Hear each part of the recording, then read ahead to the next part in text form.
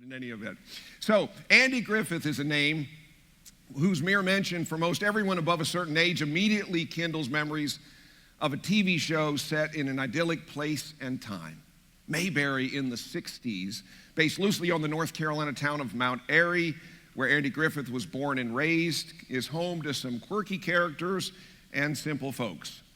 You know, the older you get and the more fractured and loud the world becomes, the more it seems like a good place to visit if you could.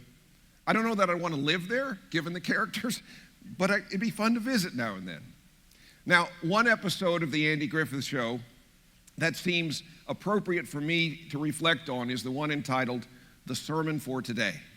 I don't know how many of you saw that episode, but in it, a guest preacher from New York visits Mayberry and delivers a message entitled, What's Your Hurry?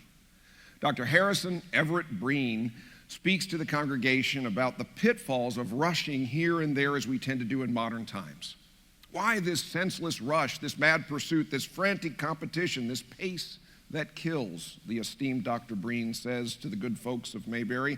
Why do we drive ourselves as we do?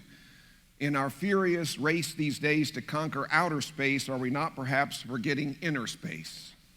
So shall we find the true meaning of life by fleeing from it, he says.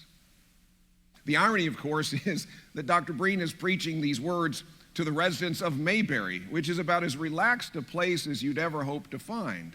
In fact, during the sermon, Gomer and Barney both fight off sleep because they're so relaxed. As a quick aside, I don't know about you, but one of my favorite scenes from that show is when the congregants are leaving the worship service and they're shaking the hands of the preacher, and Barney, who's intent on trying to impress the visitor whose sermon on resting he mostly slept through, says to him, yes, sir, that's one subject you just can't preach enough about, sin. He didn't say a word about sin. That afternoon, following a lunch cooked by Aunt Bee, Andy and Barney sit on the front porch, leaning back in their chairs, talking in a most relaxed way about how much they've eaten and about maybe they'll drive over later to the drugstore to get some ice cream. Now, you could hardly call these people in a hurry. That is, until Aunt Bee comes outside and Gomer walks up and they start all reminiscing about the days when they used to have Sunday evening band concerts. And as they talk about it more and more, they get all excited and they decide to have a band concert that very evening. And so Andy will round up the band members and practice. Barney and Gomer will repair the bandstand, and Aunt Bee and her good friend Clara will sew up and repair the old band uniforms. Everybody jumps up and rushes off to do their tasks. Now, if you remember the episode, what starts out as a promising idea quickly turns into disaster. The band members are long out of practice, just awful. One of them is almost deaf. Aunt Bee and Clara get upset with one another as they struggle to repair the moldy uniforms, and Barney and Gomer fuss at one another and eventually knock the whole bandstand over when Gomer evidently swings a hammer at a spider. Now, for those of you who are too young to remember the Andy Griffith Show, you're probably thinking, thank God. But it was a fun show. The final scene takes place on Andy's front porch, where Andy and his family and friends, they're all now exhausted from their labors of the day. And the New York preacher strolls by and he compliments them for honoring his sermon about relaxing. Obviously, just the opposite is true because they have completely failed to heed his advice. Now, I'd say the Mayberry folks' error was not in working toward a band concert. I think that was a pretty good plan. The problem was their attempt to do it suddenly that day. They rushed themselves when they could have relaxed that Sunday afternoon.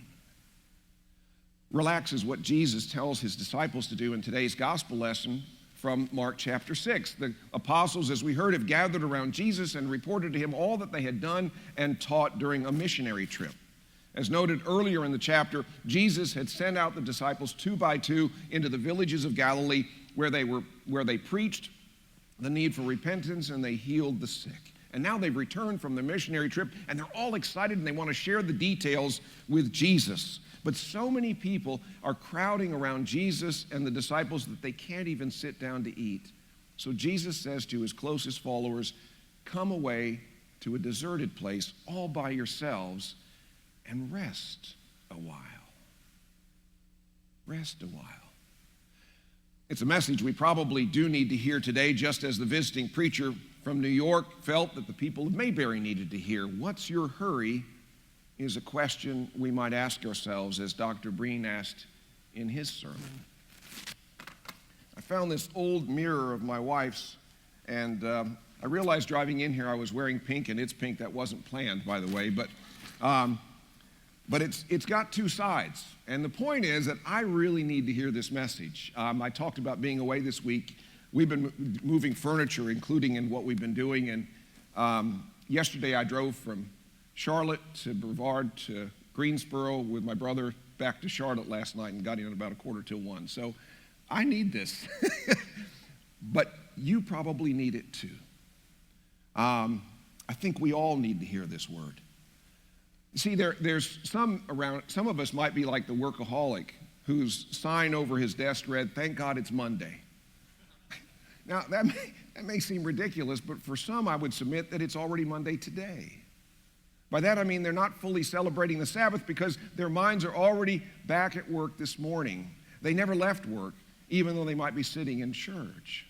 Warren Wiersbe, former pastor of Moody Church in Chicago, is quoted as saying, "The ability to calm your soul and wait before God is one of the most difficult things in the Christian life. Our old nature is restless. The world around us is frantically in a hurry, but a restless heart usually leads to a reckless life." See, that's one of the amazing things about Jesus. He led, by all accounts, a very busy life. He was teaching and healing and ministering to those in need. His life was filled with activity, and yet he never seemed to be in a hurry.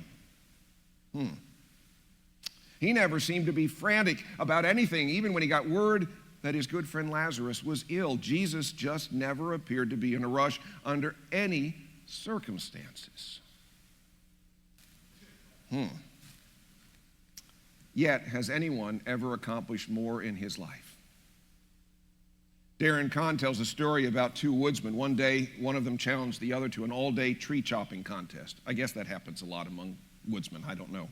But the challenger worked very hard, stopping only for lunch and a quick break at that. The other one, however, didn't appear to be as hot and bothered.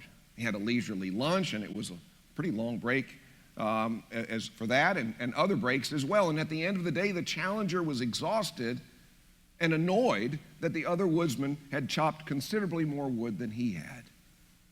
"I don't get it," he said to his rival. "Every time I checked, you were taking a rest, yet you chopped more wood than I did." "But you didn't notice," said the winning woodsman, "that I was sharpening my axe when I sat down to rest." You and I need to be sharpening our axe too, so as to remain keen. And the only time you can sharpen your axe is when you're not chopping wood with it. In other words, you can't work and rest at the same time. Rest is not an option. Just as it's important to survival as is food and water and air, says Kahn. Jesus clearly understood the importance of taking time out to rejuvenate the body, mind, and spirit, such as when he told the disciples to come away with him to a secluded space, and to rest a while.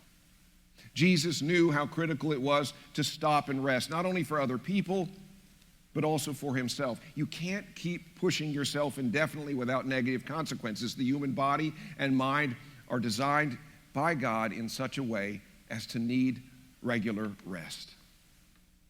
There's a Greek legend that in ancient Athens, a man noticed Aesop, the great storyteller, playing childish games with some little boys.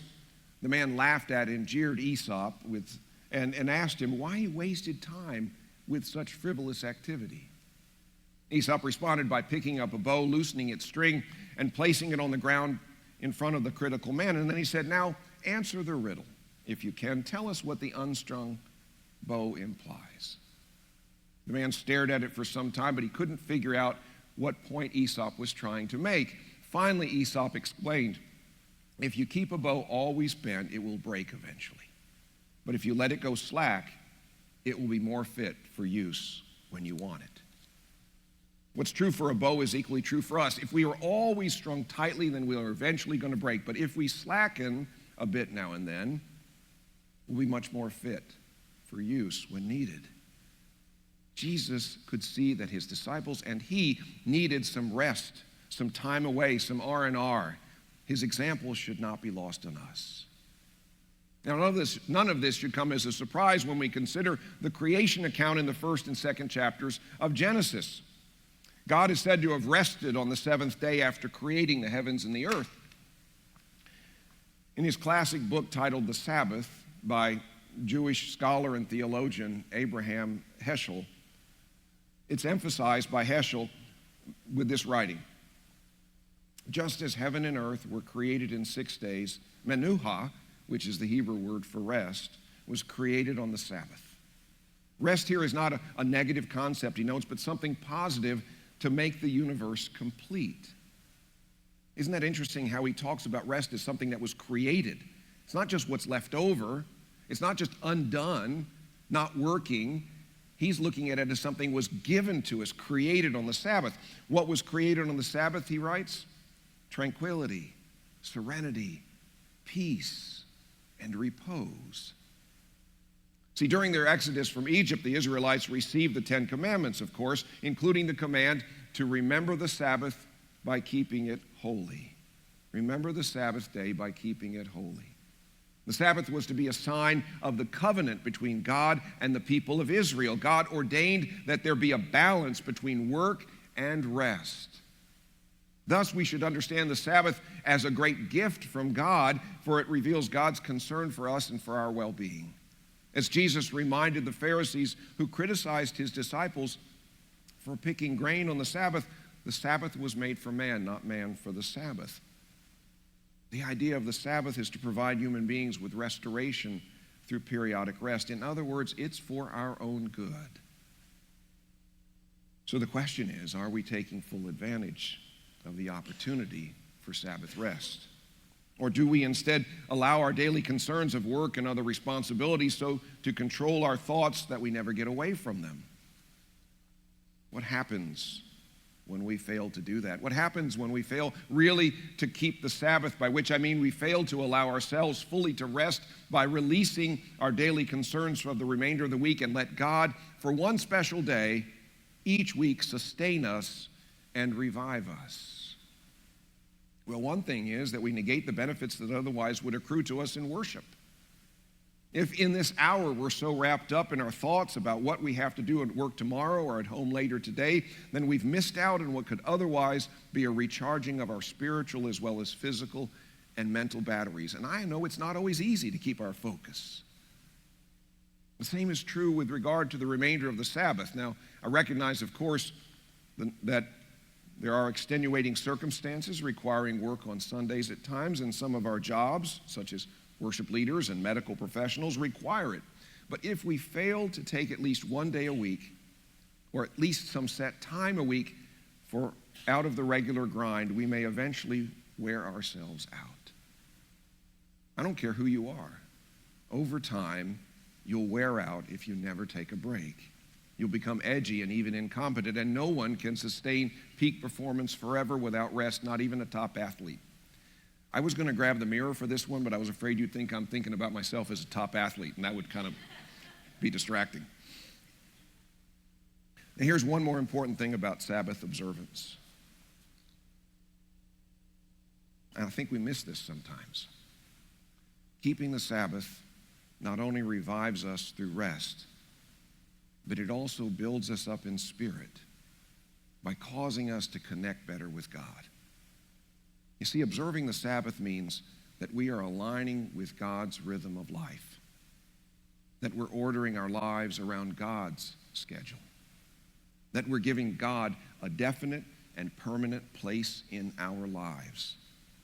When we remember the Sabbath and keep it holy, set apart, in other words, as God has commanded us to do, then we are honoring God and saying, God, you are so important to me that one day each week I'll make a special effort to set aside all my other concerns and focus on you.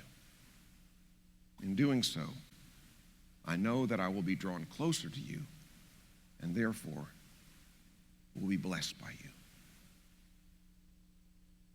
Jesus invited his disciples to join him for some rest and renewal, and Jesus invites us to do the same every week. It's not something to overlook. as it's important to our spiritual, mental, and physical well-being. You know, I began this message by remembering one sitcom from the 60s. I'm going to close it out by remembering another one. At the end of every episode of the Beverly Hillbillies, a tune written by Lester Flatt and Earl Scruggs, who, by the way, was from up the road in Shelby, North Carolina, would be sung, which included the lines, "Set a spell, take your shoes off." And so I invite you to do the same. Take your shoes off. That's when you get home now, not right now. And set a spell today. Take a break from it all and allow God to heal you through that rest and to make you whole. Sabbath is a gift from God, and I encourage all of us to accept it if we want to live a happier, healthier, longer, and more meaningful life.